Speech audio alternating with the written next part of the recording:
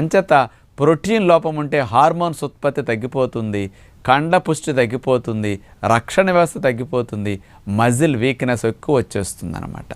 కాబట్టి మంచి ప్రోటీన్ ఉన్న ఆహారాలు మనం తినాలంటాం. పప్పు అంటే మరి ప్రోటీన్ ఎక్కువ ఉందనుకుంటాం.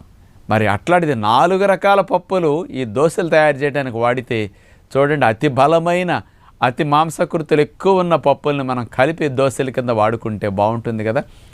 మీరందరూ పప్పు తినమంటే కొంచెం తింటారు, అందులో మళ్ళీ ఆవకాయ వేసుకు తింటారు కదా, నష్టం ఎక్కువ ఉంటుంది.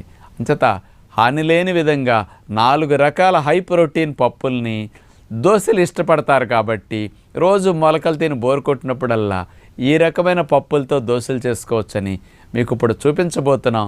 చూడండి ఆ 4 రకాల పప్పులేవో.